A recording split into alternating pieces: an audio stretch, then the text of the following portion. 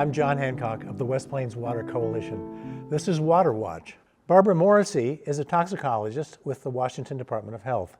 She has worked continuously on PFAS since 2016. She develops and explains the science, is a science advisor to the DoH policy team, and supports risk communication about PFAS. Good evening.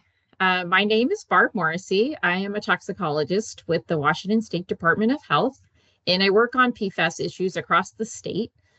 My job here at this site is to support your local health department in answering your questions, health questions about PFAS and addressing health concerns. So Department of Health participated in some community listening sessions, both in the West Plains and in East Sela last year. Both of these are rural communities with PFAS in their drinking water wells. And we heard concerns about safety of consuming livestock, and that our precautionary advice wasn't really helping people decide whether it was safe to consume eggs and meat from home-raised livestock.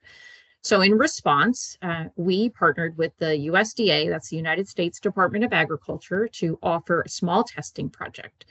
And we offered testing of meat and eggs from animals raised with contaminated well water. And we also tested serum from some living cows to help people make decisions about when to butcher those animals. In all, we had 11 households participate, and they gave us 18 samples. Those samples were collected in early December of last year. They were tested for 16 PFAS chemicals at the USDA lab in January and February of this year, and then the results and our advice were reported to the households in March and April of this year. In all, Department of Health recommended limiting consumption of eggs or meat at 7 out of 11 homes based on the results. In that one pager, we indicate sort of what our food safety advice was for each of the samples we collected, both for adults and for children in the participating households. And we used 3 colors. The light green represented just a slight cutback in consumption. The blue was a more moderate restriction, and the purple meant that we recommended people in that household not eat much or any of the product based on that result. So we just have time to go over a few highlights and some of the things we learned about the livestock testing project. So in chicken eggs, we did observe that higher concentrations of PFOS in the well water. So this is in the range of 250 to 300 parts per trillion. Switching to filtered water for the hens really seemed to dramatically lower the amount of PFAS that showed up in the eggs.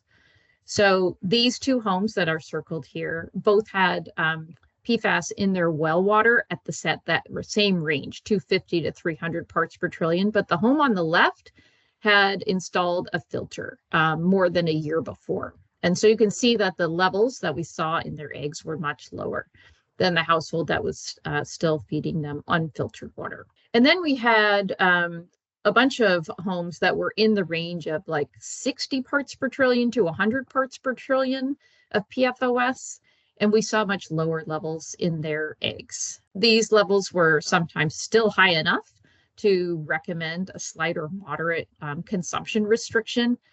And curiously, some of the flocks of hens in these homes had been switched to filtered water for at least a year, and we still saw some PFOS in their eggs.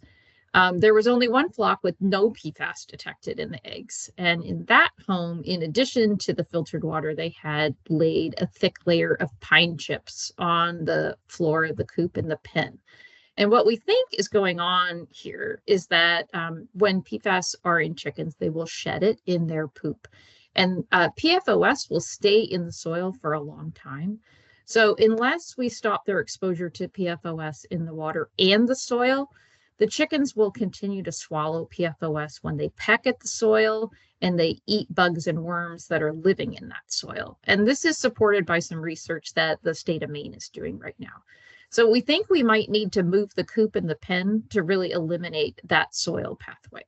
At one farm, we had 2 cows that tested high for PFOS in serum, and these cows drank well water year-round with over 200 parts per trillion of PFOS and over 100 parts per trillion of PFH excess. So our estimate of how much PFOS would be in the meat of these cows resulted in a recommended strict consumption. There were 3 other cows that we tested. They had well water that was lower in PFAS, usually less than 70 parts per trillion of PFOS, less than 40 parts per trillion of PFHXS.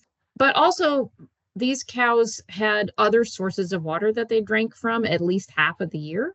So it might not have been a great test case for how much would be in the meat at those levels, since again they were drinking other water not contaminated for at least half the year. We also didn't detect any PFAS in the frozen beef samples that we collected from different homes. But again, when we talked to them about what kind of exposure their cows had, they were all very low. They either had low levels in the water, like 10, 20 parts per trillion, or they had higher levels, but they had alternate water that they drank for at least half of the year.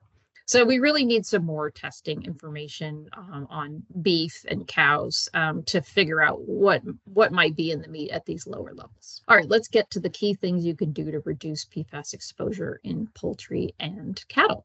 So forever chemicals are not forever in your chickens and your cows.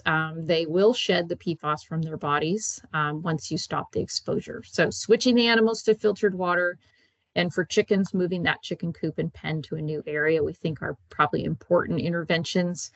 And then a couple other things that could reduce the amount that you absorb. PFAS concentrates in egg yolk, so eating less yolk and more whites could reduce your exposure.